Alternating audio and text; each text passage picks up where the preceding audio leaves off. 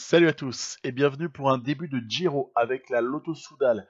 La Lotto Soudal de Karl Friedrich Hagen que je pressens un petit peu pour jouer le général. Après on verra avec quels moyens. Et sur un Giro profil 2020 qui peut être intéressant, hein. Moi je l'avais un petit peu joué sur Pro Cycling Manager 2019, mais il y a des modifications, hein. Quand on regarde le profil de ce Giro 2020, allez, un petit bilan de quelques aspects qui ont été montrés ou pas. Je pensais aux épreuves par étape, hein, au World Tour, qu'on n'a pas beaucoup vu dans cette série. Par contre, les classiques, il y a eu un focus qui a été fait dessus. On a vu notamment une jolie flèche wallonne remportée par Adam Yates. Et on récupère Tim Wellens qui était blessé pour ces Ardennaises. On le récupère et je l'aligne sur le Giro. Tout petit rappel par rapport au dossier où j'ai priorisé les coureurs déjà sous contrat chez nous parce que en fait je vois pas du tout de raison de me débarrasser de tout un tas d'entre eux. Hein, il y a vraiment grosse satisfaction pour Degenkolb, pour Gilbert, auquel on doit un Milan-San Remo, c'est une obligation. Tim Wellens, évidemment, etc.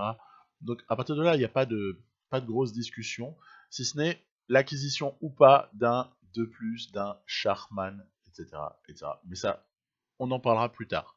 Donc, le Giro avec quelques objectifs, et notamment, allez, je vais être franc, à mon grand regret, parce que c'est pas ma tasse de thé, essayer de faire briller l'ami Caleb Ewan. Allez, après tout, c'est un exercice comme un autre. Sur ce Giro, en plus, il faut s'adapter à la morphologie Lotto-Soudal, qui, voilà, c'était mon choix. Je l'ai squeezé pour le Tour de France, Ewan, donc il fallait que je l'aligne sur le Giro et sur la Vuelta, hein, fatalement, et avec son style très particulier. On aime ou on n'aime pas, mais ouais, ça va être un exercice que d'essayer d'emmener Caleb Ewan parfois à la victoire d'étape, si tant est que c'est possible. Il y a un beau plateau de sprinter, hein, vous allez voir, hein. Le parcours du Giro comporte 3 contre-la-montre individuels qui sont pas tous très longs. On a eu le prologue en Hongrie. Après, il y a 2 étapes qui sont plutôt des étapes de plaine pour lesquelles on peut imaginer une arrivée au sprint. Donc il y a du défi là pour Caleb Ewan.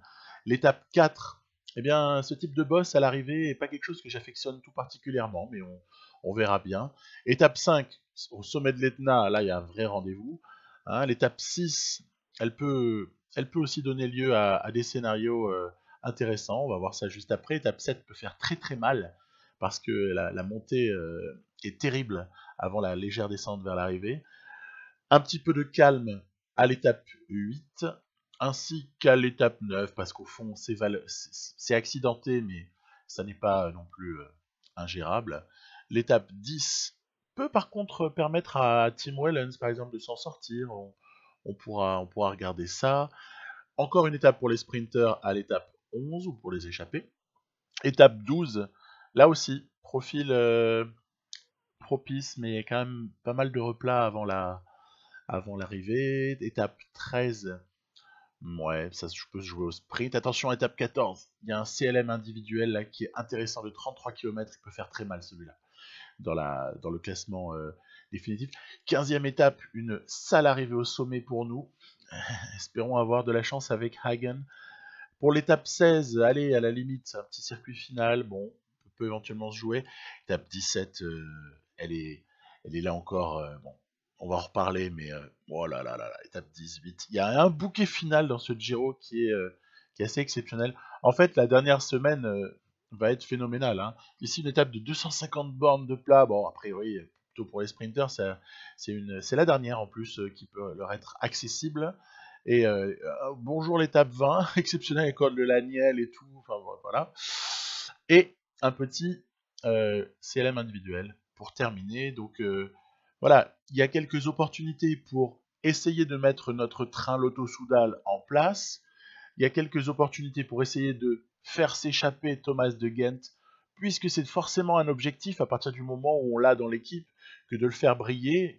Je dirais que dans mon esprit, il faut que Thomas de Ghent gagne une étape, hein, de préférence échappée, bref, à la Thomas de Ghent, dans le plus pur style. Ce coureur est quand même assez emblématique, hein, mine de rien, peut-être le baroudeur le plus impressionnant au cours de ces dernières années en tout cas, dans le cyclisme. Donc exploitons-le. Tim Wellens, c'est l'inconnu. Je ne sais pas si je vais pas peut-être plutôt l'utiliser en électron, qui va peut-être essayer d'aller chercher une ou deux étapes. Après, sur le prologue, il est pas mal, Tim Wellens, parce que c'est pas un parcours qui est défavorable pour lui, hein. Au contraire, par exemple, de Hagen. Hagen, autant je peux avoir un rôle d'électron pour Wellens, autant Hagen est probablement le coureur avec lequel je peux essayer de viser un top 10. Mais on va voir que c'est très très serré. Il y a beaucoup de concurrence. Même si la start list proposée par l'IA, allez, je trouve qu'elle n'est pas délirante. Il manque Remco pour avoir un petit côté qui nous rapproche de la réalité, puisqu'on sait que Remco Evenepoel a annoncé participer à son premier grand tour sur ce Giro, et il l'a maintenu malgré les changements de calendrier dus à ce que vous savez. Mais dans cette étape 1, donc ce prologue hein, en Hongrie, c'est le surprenant Miguel Angel Lopez qui va s'imposer devant un spécialiste de l'exercice, Juan Denis. Charman, on n'est pas surpris qu'il performe. Yonis Aguirre, relativement cheaté sur cette database. Donc à partir de là, rien de bien surprenant. TJ Van Garderen aussi est assez surévalué hein, par rapport à son passé. Peu importe, hein. Prenons les choses comme elles sont. Si on commence à parler des notes, on va en parler tout le temps, donc je vais essayer de m'abstenir, de revenir toujours sur ce sujet-là. Étape 1, qui clairement doit être un objectif pour notre train, le train Lotto-Soudal. Alors, j'ai un peu essayé d'identifier, alors juste au passage, voilà, hein, il y a du sprinter en face, il n'y a pas de problème, et puis pour ce qui est des leaders, des gros leaders, on pourrait nommer Landa, on pourrait nommer Miguel Angel Lopez, on pourrait évidemment parler de Vincenzo Nibali, on a Carapaz pour Ineos, on a voilà une brochette qu'on découvrira progressivement, hein, qui peut être vraiment concurrentielle, quoi, hein, et qui peut donner du fil à retordre pour l'ami Hagen, y compris pour essayer d'accéder à un top 10 au final. On sait que l'IA parfois a des défaillances, elle peut craquer aussi tactiquement à des moments. C'est un peu mon espoir, je vous l'avoue, pour stabiliser un top 10, parce que sans cela, je serais même pas certain, avec les 3 contre-la-montre qui sont pas trop en faveur de Hagen, je serais même pas certain de pouvoir m'immiscer dans les 10 premiers au final. On verra bien. En tout cas, ce Giro 2020 est excitant. Je trouve qu'à jouer, il est intéressant pour la première partie, en tout cas, que je vais vous proposer. J'ai pas été plus loin non plus pour le moment. Et voilà, vous voyez, on a un train Lotto-Soudal qui aboutit sur Dobeust, qui lance Ewan, pardon. Et non, victoire concrétisée par Groenewegen du train Jumbo-Visma. Ils avaient Tennyson, il y avait du monde pour emmener Groenewegen dans les meilleures conditions. On se fait donc damer le pion sur cette première étape. Mais je trouve ça très bien au final, parce que parfois sur les premières étapes de course par étape, on peut avoir une IA qui peut-être se laisse un peu distancer, vous savez, dans les 2 derniers kilomètres, et elle vous laisse prendre de l'avance et vous surdominez le sprint. Bah, ça n'a pas été du tout le cas. Très bonne IA sur ce sprint. Un bon comportement, la preuve, je suis battu, et quelque part, c'est rassurant. C'est rassurant. Il y a Gaviria auquel il faudra faire attention, avec son train de la UAE. Il y aura quelques coureurs vraiment voilà, emblématiques du sprint, avec notamment Elia Viviani aussi, qui est présent. On a voilà un joli plateau de Giro. Je dirais que c'est même si sur certains individus on peut Sagan est là hein, par exemple. Sur certains individus on peut dire ouais c'est nul, il n'y a pas un tel machin. Mais globalement la start list je trouve qu'elle est tout à fait en rapport avec un Giro 2020. Voilà. Donc c'est assez satisfaisant hein, cet aspect-là. Bravo le jeu. Je sais pas s'il y a une part de hasard ou pas. Regardez, il y a un combat ici entre le train Lotto-Soudal et le train du team UAE. Jumbo-Visma est peut-être un petit peu en retrait sur cette fin d'étape numéro 3. Ah, ça y est, ils émergent. Ils essaient de se frayer une place. C'est une lutte incroyable. Hein. C'est ça qui est intéressant aussi, c'est une grosse lutte, et je me fais avoir parce que le virage, je l'avais pas anticipé, donc il faut regarder.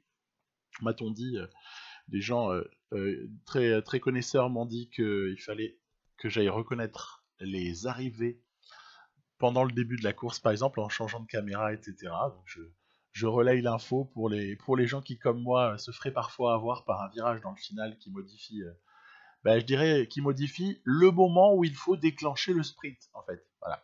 Moi, je me suis fait avoir, je l'assume. Donc, 2 fois Caleb Ewan se fait damer le pion, une fois par Honowagen, une deuxième fois par Gaviria et même Sam Bennett. Toujours est-il que dans cette étape-là, moi, je me dis, tiens, si on demandait à l'ami de Ghent de partir, bon, il n'a pas le droit. Il n'a pas le droit de Ghent. Il est considéré probablement comme trop fort par le jeu pour avoir le droit de s'échapper à ce moment-là, en tout cas, parce qu'il n'y a pas assez de retard probablement au général. Il y a des paramètres parfois qui sont un petit peu opaques. Hein, on ne sait pas exactement pourquoi un tel n'a pas le droit ou un tel a le droit, bref. De ce fait, il y a des regroupements, j'ai essayé de partir avec Sander Armé, il y a une difficulté en fait à prendre cette échappée. Ça aussi, c'est une composante de PCM 20 par rapport à PCM 19. C'est cette difficulté parfois à attraper les échappées. C'est assez intéressant au final de constater que c'est plus dur qu'avant, je trouve, que ce soit quand on part en chasse-patate ou même de s'échapper tout court. On a comme ça des équipes, par exemple des équipes qui peut-être voudraient échapper un de leurs coureurs, qui vont rouler sur vous à blinde et vous épuiser, et ça ne sert à rien. Là, vous voyez, par exemple, je contre avec Marczynski pour voir. En fait, je procède vraiment à des tests sur ce début de Giro par rapport à la permission allouée ou pas à certains de partir. Voilà. Et de ce fait, ça m'a un petit peu contrarié, allez, je l'avoue, ça m'a un peu gonflé de ne pas pouvoir m'échapper, mais très bien, hein, tant mieux, tant mieux.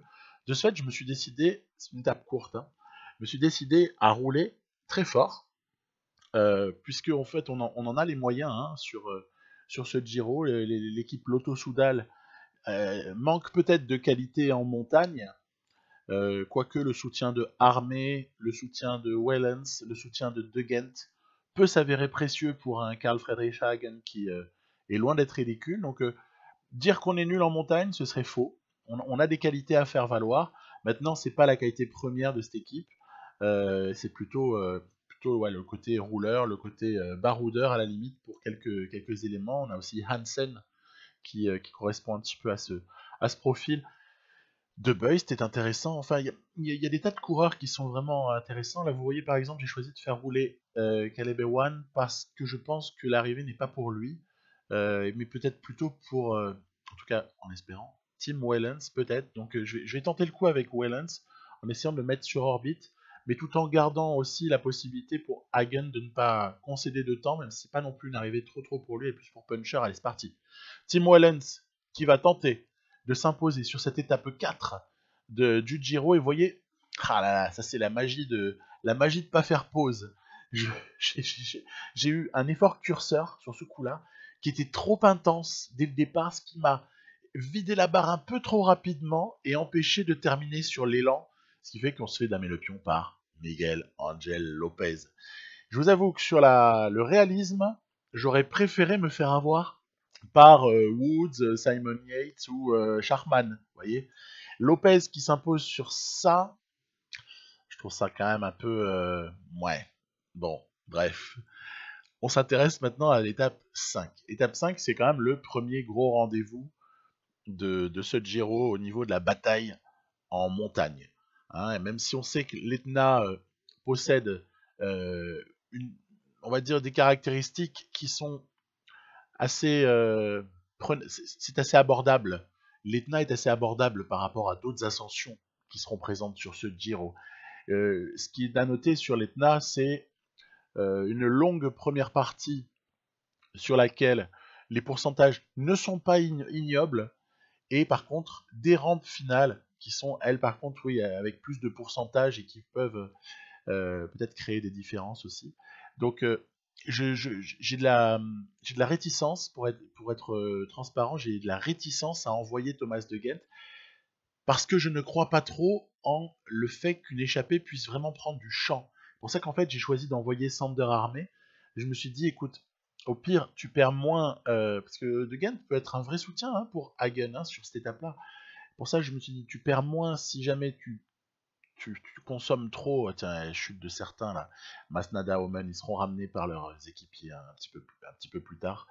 Et il y a notamment Craig Anderson qui ramènera Sam Omen.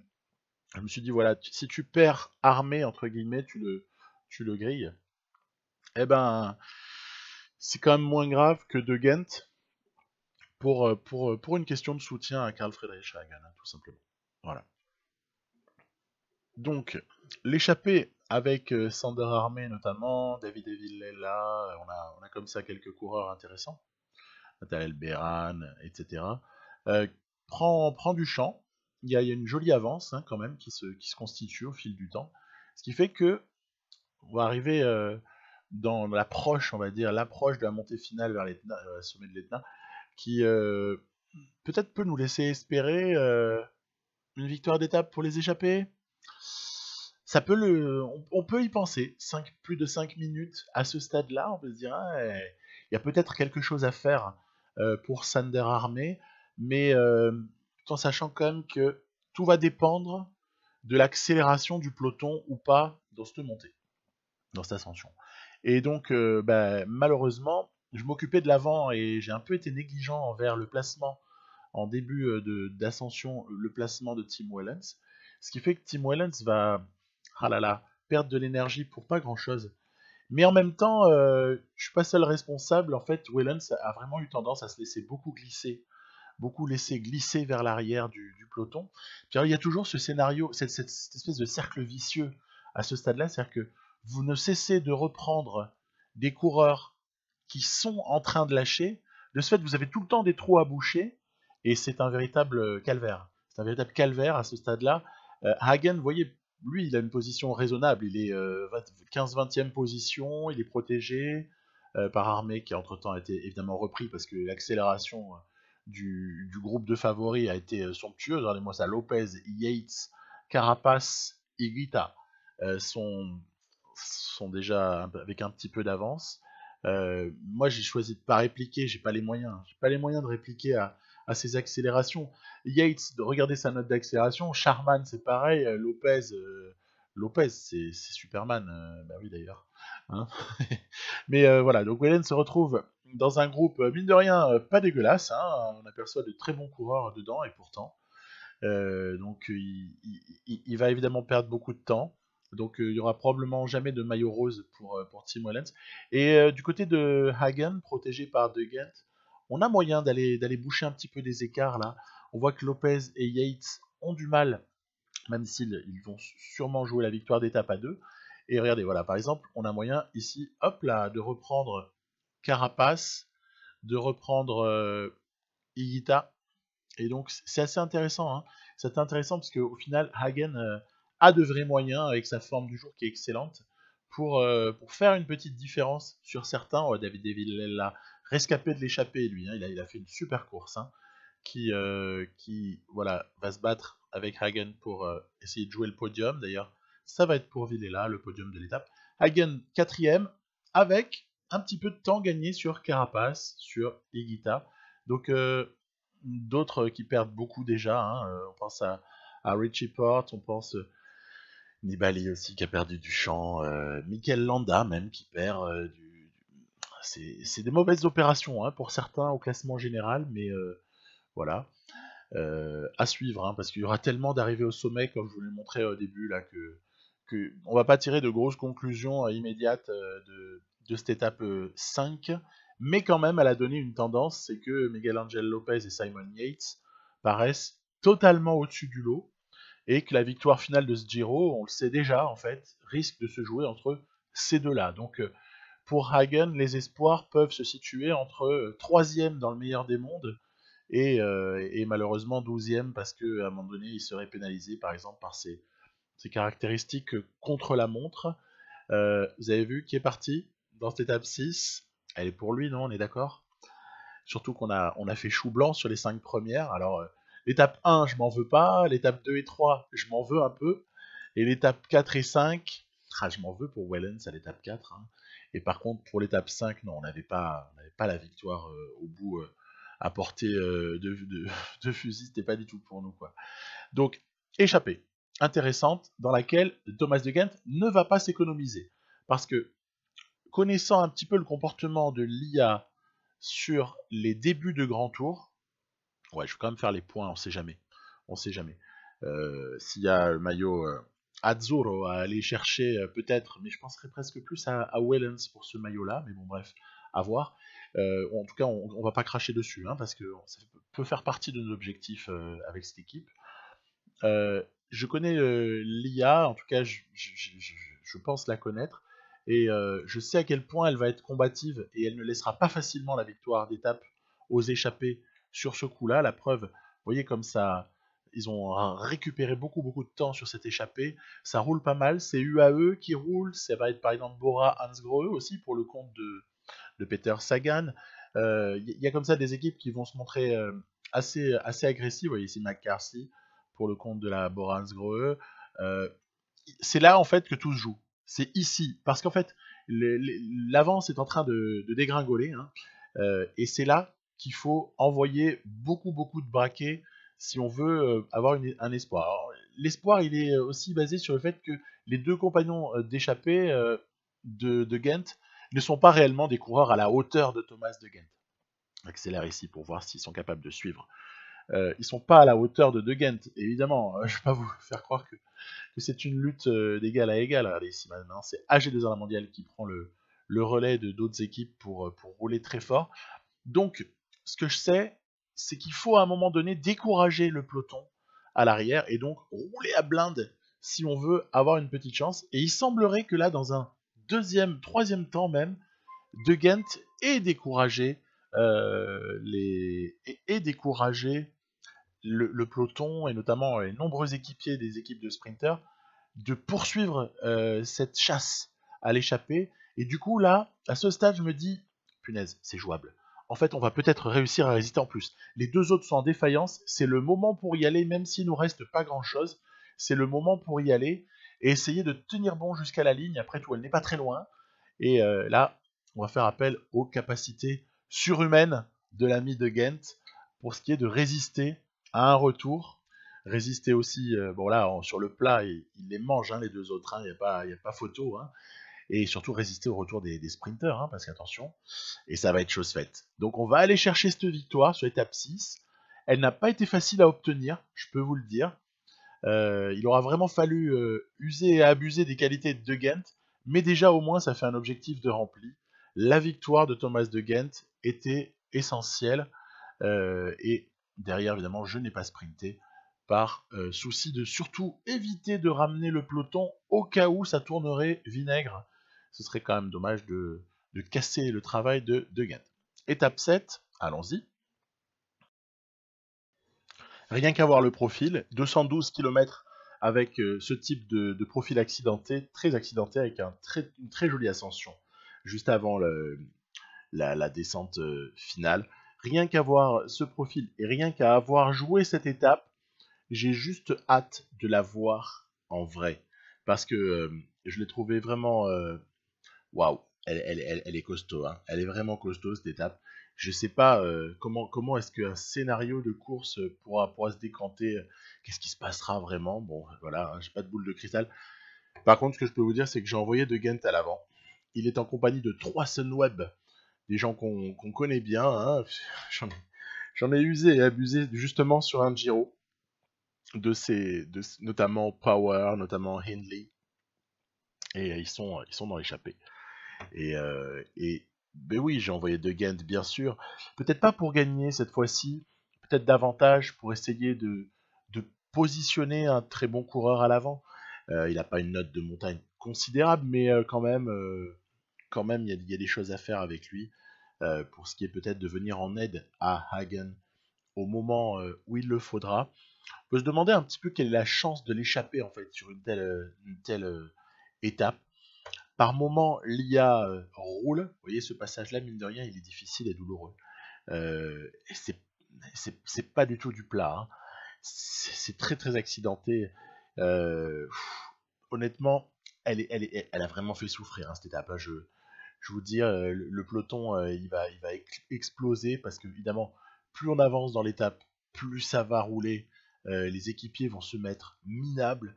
On voit plusieurs équipes hein, vraiment qui participent. Moi, j'ai qu'un seul souhait là-dessus, hein, c'est que Hagen puisse limiter les dégâts et que De Ghent puisse l'y aider justement, hein, parce que il y a l'ogre Miguel Angel Lopez, il y a quand même l'excellent Simon Yates, et au final, ces deux-là semblent, on l'a vu un petit peu précédemment, hein, semblent totalement hors concours par rapport à leurs rivaux éventuels.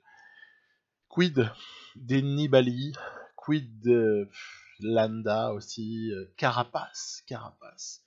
Quel, quel questionnement, franchement, j'arrive pas moi à m'expliquer comment est-ce qu'il y a pu avoir de tels écarts aussi rapidement sur ce Giro, et peut-être que c'est pas terminé. Donc espoir de résistance, espoir de s'accrocher à Higuita, hein, comment l'oublier, espoir de s'accrocher à peut-être pas le podium, mais au moins top 5 quand même, ce serait un vrai objectif quand même pour Hagen, même si je pense que les contre-la-montre, je l'ai évoqué précédemment, peuvent être super douloureux. Donc De Ghent, mine de rien, se retrouve dans les derniers qui sont en tête. Derrière, cette fois-ci, c'est IF1 qui roule, avec, on aperçoit Uran, on aperçoit Higuita, qui lui par contre attend son heure. C'est Woods qui roule. Mine de rien, ils ont emmené une très belle équipe, hein. Vous voyez, quand Woods s'écarte, c'est Higuita qui va nickel, il attaque dans la foulée. C'était réglé comme du papier à musique, l'histoire. Euh, le team Ineos aussi quand même est présent, parce on se doute bien que Carapace peut jouer un rôle. Attention à Sharman, voir est-ce que Sharman tient sur ce type d'étape là. Regardez, on arrive dans le final là de cette ascension, avec une échappée qui va se faire bouffer dans quelques secondes. Hein, évidemment, elle ne pourra pas aller au bout, puisque derrière ça roule beaucoup trop fort pour pouvoir l'envisager. Regardez, voilà, Yates, Lopez qui en remet une couche. Lopez, il est stratosphérique. Je vais vous dire, j'ai joué avec Astana, d'accord, et bon, l'année dernière, j'avais un Lopez qui avait sensiblement les mêmes notes, à pas grand chose près, il avait ces notes-là. Mais jamais j'ai eu l'aisance avec lui que je vois contrôlé par l'IA sur cet opus PCM20 là, mais ça n'a rien à voir, hein.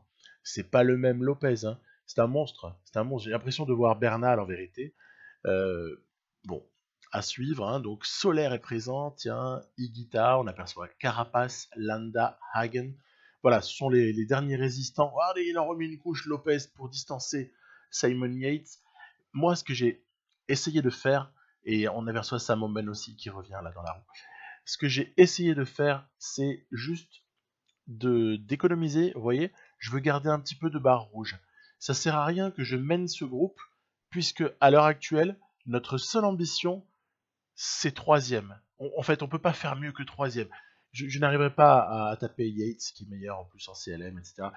Donc, restons avec les concurrents pour la troisième place, à la limite. Et puis, regardez, voilà, on va essayer de voir quand même sur la descente s'il n'y a pas un truc à faire pour essayer par exemple, de reprendre Yates, déjà, voilà, chose faite. Juste, voilà, j'ai consommé toute ma barre rouge, juste sur la toute fin, sur les 400 derniers mètres, pour essayer de reprendre Yates qui était en fringale. Et devant Lopez, il n'était pas au mieux, mais il avait déjà fait la diff. Et si vous mettez un coureur en fringale qui a une minute d'avance sur un autre coureur en fringale, l'écart il va rester sensiblement identique, quoi. Après, c'est marrant cette descente, parce que Hagen n'est pas un mauvais descendeur, mais ça n'est pas non plus un top descendeur. Il est moyen. Et de ce fait, j'ai quand même essayé moi de l'attaquer, vous voyez, à l'ancienne, hein, toujours la même stratégie dans la descente, c'est d'attaquer et tout, ça. T'as quand même la barre qui continue à grimper, à se remplir, on va dire. Et pourtant, quand t'attaques, tu peux créer des cassures et tout si les mecs sont pas vigilants. En l'occurrence, là, ils l'ont été. Ils ont été très vigilants, au premier rang desquels Landa a été super vigilant, à tel point qu'il va damer le pion comme ça, voilà, pour la deuxième place à Hagen. Donc top 3, Lopez, Landa, Hagen. Et c'est pas mal en fait d'avoir repris Simon Yates. Déjà, c'est une forme de satisfaction. Au général, 3,45. Il n'y a que Yates qui peut encore embêter Lopez, mais c'est la cata. C'est la cata. Ce Giro, en fait, je le trouve intéressant à jouer, mais il faut juste mettre à part le suspense pour le classement général.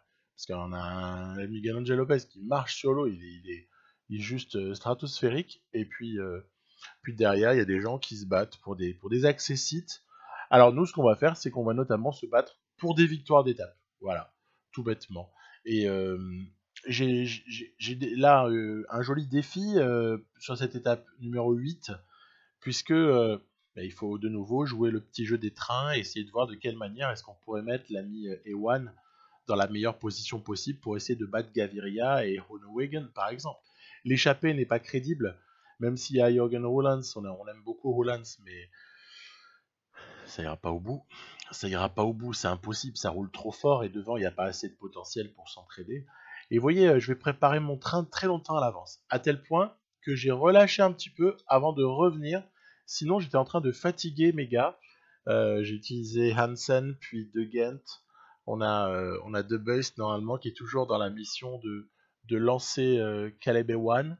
Allez, un petit peu de suspense. Le train Jumbo Visma et peut-être Gaviria qui se ferait un passage. Gaviria est très très en forme. Oh là là là là là là.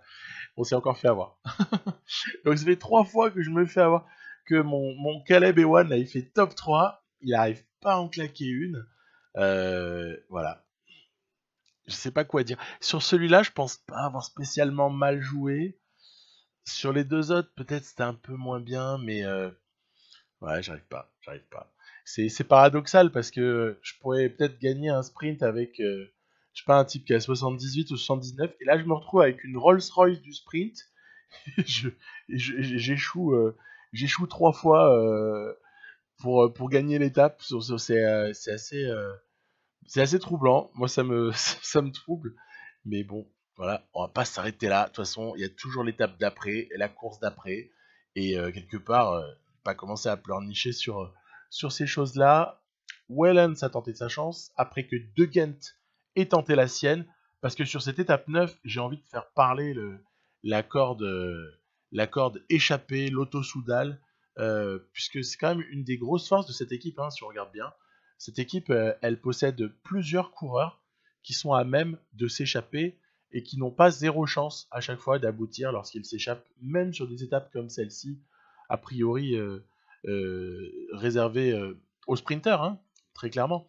Je pourrais aussi attendre, hein, je pourrais attendre mon tour et jouer Caleb Ewan, mais en fait, comme je suis plus en confiance du tout par rapport à Ewan, ben, ça me donne envie plutôt de tenter d'envoyer des mecs qui en plus sont dans une bonne forme. C'est-à-dire que De Gent, on connaît, et De Gent c'est De Gent, c'est une légende. Et Timo Wellens à plus 5, ça s'exploite. On peut pas cracher dessus, quoi. Donc à partir de là, je me suis dit, t'envoies les deux à l'avant, et t'essayes de voir si à eux deux, plus quelques gars, mais qui sont quand même pas très forts, pas très forts, est-ce qu'à eux deux, ils peuvent pas rouler, profiter peut-être d'un moment où le peloton ne les prend pas vraiment au sérieux et aller au bout, quoi. En fait, voilà. Mon objectif, c'est vraiment d'aller au bout. Alors, bah, ça va se passer tranquillement. De toute façon, on est encore loin, hein. Il y a 200 bornes à faire. Il y a une ascension, il y a des petits points pour le classement de la montagne à aller chercher. De Gent est mieux placé que Wellens à ce classement-là. Je vais donc prioriser la prise de points de Gent par rapport à Wellens, mais pour rien exclure, il y a encore énormément de points à distribuer, c'est toujours pareil, hein. Mais sur le Giro, il y a aussi ce facteur qui est que le meilleur grimpeur, là, à ce stade-là, c'est Lopez, et il risque bien de gagner le maillot sans même le chercher, tellement les points sont répartis à des endroits qui sont stratégiquement impossibles à envisager autre que pour le meilleur ou les tout meilleurs grimpeurs, quoi. Du coup, je prends les points, mais c'est un peu sans conviction. Voilà. Wellens, De Gent continue. Franchement, j'ai beaucoup roulé, hein. J'ai énormément roulé. Vous voyez peut-être des passages où je suis en effort 75 ou ce genre-là. Il y a plein de moments où je me suis mis à effort 84, à effort 82, à effort 85. Je suis jamais monté au-dessus de 85 avant un certain stade parce que j'estime que Sinon, la résistance du coureur et ses barres sont quand même plus vigoureusement attaquées, quoi. Donc, on a roulé, on a roulé. De toute façon, on va pas attendre que les deux autres fassent le boulot, on est en surnombre. La course veut que ces deux-là prennent l'échappée à leur compte. Derrière, ça roule à des moments avec beaucoup de violence. Et puis là, on est quand même plutôt sur une phase où ça a lâché. Voilà. Ils ont lâché. La bascule, elle se fait à 40-45 bandes de l'arrivée. Quand on a maintenu un effort excessivement intense, alors que les autres étaient en train de revenir à 3-4 minutes. Et là, ça pouvait recoller pour le peloton. S'ils continuaient à gagner une minute tous les 10 km, ça pouvait être dangereux pour notre échappée. Et là, évidemment, j'ai fait attaquer Tim Wellens, puisqu'on a eu une victoire pour Thomas de Ghent tout à l'heure. Et il fallait, à mon sens, peut-être essayer de faire le boulot pour l'ami Wellens, histoire de débloquer son compteur. Allez, on n'est pas loin de l'arrivée, ça va le faire. Tim Wellens va s'imposer, mais il va pas que s'imposer. Alors, De Ghent, moi, du coup, je suis gourmand, hein. Je veux le doubler, hein.